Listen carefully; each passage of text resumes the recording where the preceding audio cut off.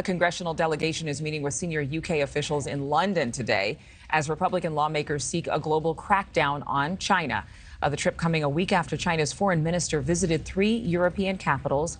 Beijing is trying to steer Europe away from American influence and maybe kind of eclipse the whole, Russian-Ukrainian war thing and how China's kind of like besties with Moscow at this point. Tensions continue to escalate internationally. U.S. National Security Advisor and U.S. Ambassador to the UN under the Trump administration, John Bolton, is with me now. So how successful is China at saving face, considering all that the U.S. and Europe have been in talks about with regards to China and Russia?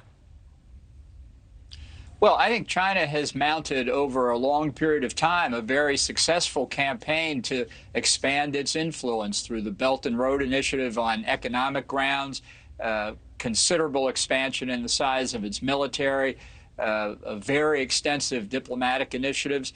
And unfortunately, I think the West has been way behind in understanding the nature of the broader Chinese threat. And I think that problem continues to the day. I think in the U.S. we're catching up. I think Europe is a little bit further behind, but there's a lot more to do. And I think China realizes that its position now finally is coming under scrutiny and challenge. And so it's stepped up its own efforts to try and split the global West. But in 2023, how far does a charm offensive go? I mean, UK Foreign Secretary James Cleverly saying at some point, he doesn't see, quote, anything inevitable about conflict between China and the United States and the wider West. So are we just like trying to be very polite here among our international discourse concerning China and concerning any other threat? Well, I think there are some countries in Europe in particular who don't see a Chinese threat at all. French President Macron recently came back from a visit to China and told his European colleagues, look, we shouldn't get involved in conflicts between the United States and China. It's not our issue. We shouldn't worry about it.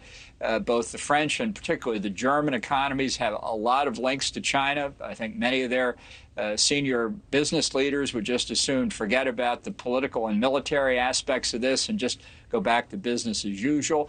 It's a problem. They don't want to recognize Chinese influence over Russia, China's assistance to Russia in the Ukraine conflict.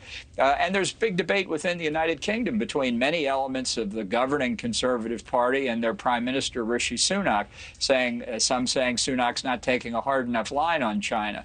So this is going to be a big subject of debate at the G7. We've heard recently Ukrainian President Zelensky is going to show up in person. I think that'll highlight a lot of these issues. But it's we shouldn't underestimate how many people, including in the United States, don't see China as much of a threat. But if they see things so differently, what are they going to be talking about? What is President Biden? Is it his job to convince or convey the concern that the U.S. has and that the West should have over China? Well, I hope he does convey the concerns, but frankly, I don't think the Biden administration understands the nature of the threat either. I think it's important that obviously the G7 being hosted in Japan this year, the Japanese Prime Minister Kishida, who is right there geographically and who has also invited, for example, South Korean President Yoon as an observer to the G7, that they're going to carry a heavy load in this debate.